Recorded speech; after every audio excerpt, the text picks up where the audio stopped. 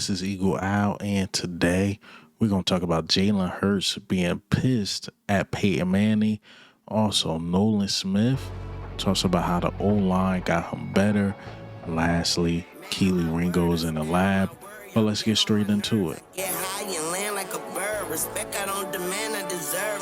All right, man, before we hop straight into it, we got to talk about some Eagles uniform combos. So I seen this at the Fanatics Fest, or some people posted it on X.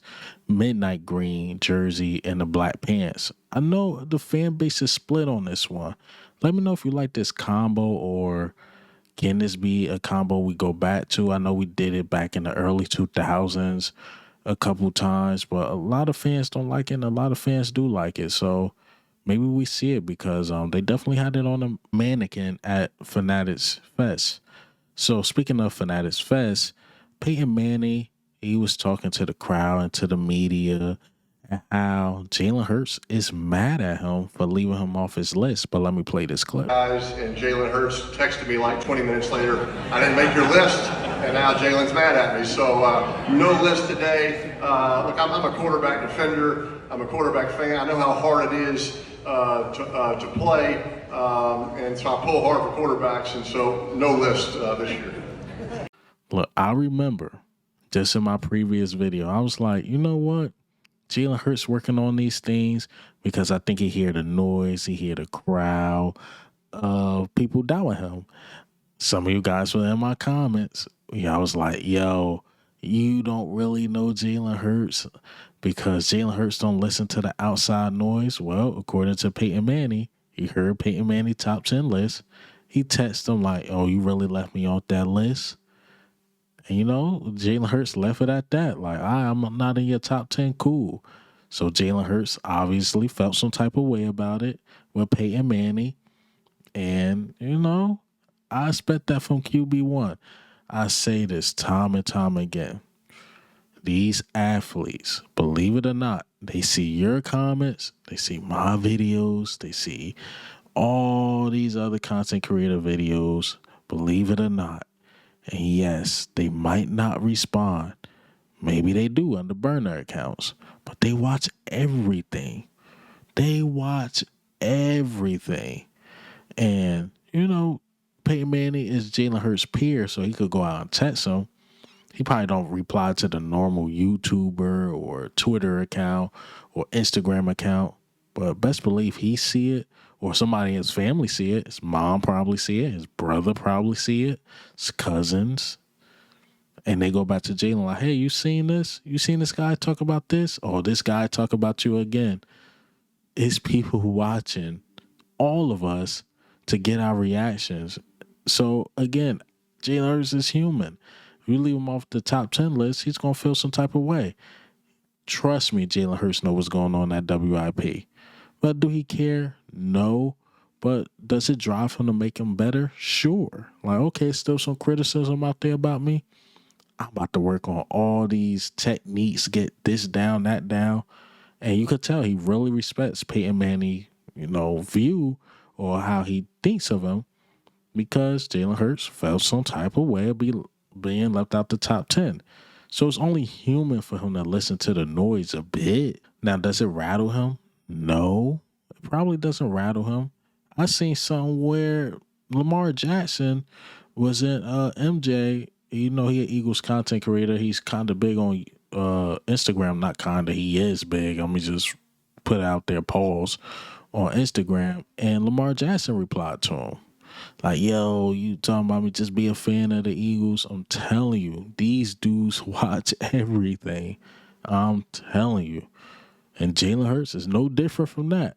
But Jalen Hurts got impulse control, got self-control, can control his emotions, so we don't have to worry about QB1 texting random guys and saying stuff. No, I don't think he'll do that. But again, does he hear it? Absolutely. Abso-freaking-lutely. But let's talk about Nolan Smith. So Nolan Smith had gave some praise to Jordan Mailata, Lane Johnson, how they helped him get better.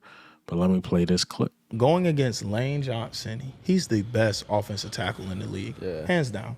Like, and I wouldn't be half of the rusher I am today without Lane. And then the other half of my rushes goes to Mailata. Like going on the other side, changing it up, and talking to those guys after each pass rush rep. And then I started to learn a lot about pass rushes when we started doing those joint practices. And then Lane will come on our side and say, "Hey, Nolan, look at this, this, this, and this." A tackle doesn't want to tell you how to beat them. That's like, talked about connecting and making each other better.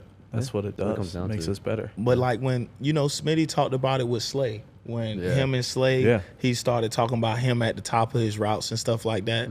That's really what pass rushing is. I run the same route tree and I'm trying to make everything look the same and everything, I'm giving him a presentation, but I'm actually trying to do this. Or I'm making him think this, so I'm actually trying to do that. I love that he kept it real. Like, going up against those guys only can help you get better.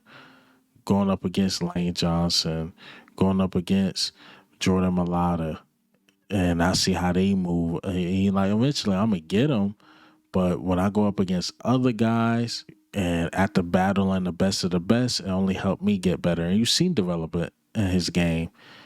And I heard Nolan Smith talk to Jeff Stoutland a lot just to get a feel of how, the offensive linemen think, how the tackles think, so he can outthink them because he know their strategy. So it is good that Nolan Smith has taken in knowledge that way, because we know Nolan Smith is talented for sure. He's definitely talented.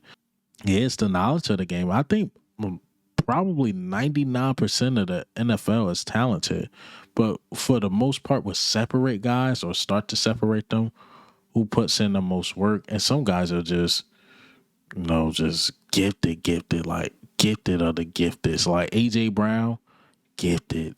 Jamar Chase, gifted. But it's like a Jalen Hurts, for example.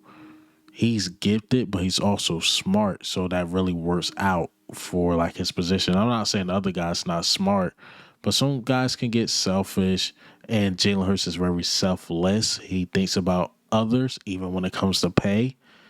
And that works out for his position. Like Saquon Barkley, really smart, put in the work, and again, just a gifted guy. Like you got guys in the NFL, but you don't see them backwards hurdling and stuff like that. No, you don't see that.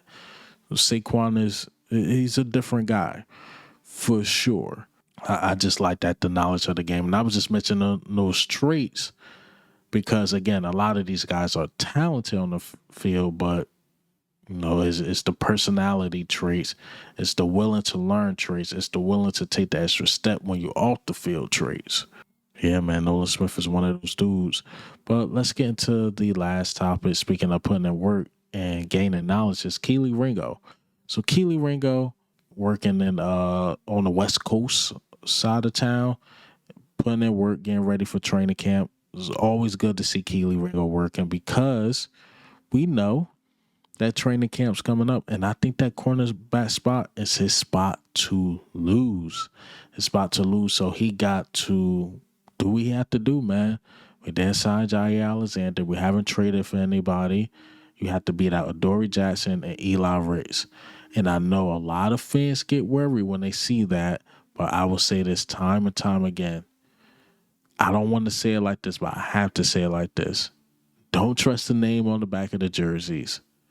Trust Vic Fangio. Because if Vic Fangio say like Kelee Ringo can do his job, you got to trust it. And I will go back to this and I will make the same analogy time and time again. Back in 2024, going into the season, if you told me Zach Baum will be an All-Pro, and you told me Nakobe Dean will be damn near All-Pro, and then Nakobe Dean will get hurt, and Overend Burks play like an All-Pro, I would be like, you're a liar. That's not a good linebacker room. What do you know? It's a great linebacker room. I keep hearing time and time again from the players. Kelee Ringo, he's ready. Like, yo, I'm telling you, when I see him in camp and in practice, he doing this, he's doing that. But he had to play behind Slay. And then Quinhon Mitchell just became this phenomenon. So it is what it is, man. we know what Isaiah Rodgers. Y'all know what I thought of Isaiah Rodgers. I thought at one point before I seen Quinyon play, I'm like, yo, he's like the second best corner on this team. But his hand got hurt. Quinyon got the opportunity and took full advantage of that opportunity. So he was playing behind 4 starting cornerbacks, if we want to include Cooper DeJean. But Cooper DeJean was playing strictly slot, and we know Kelee Ringo is not slot at all. So let's just say 3. Isaiah Rodgers is a starter in this league. He was just playing behind Q and Slay. He's playing behind some really good cornerbacks, and now he's getting his opportunity to show he's a really good cornerback too. So we'll see with Kelee Ringo, man. Just keep working, keep grinding, get ready for training camp.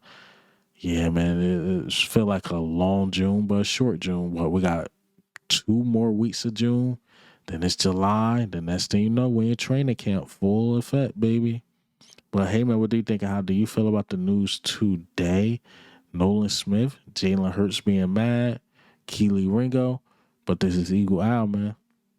I'm out.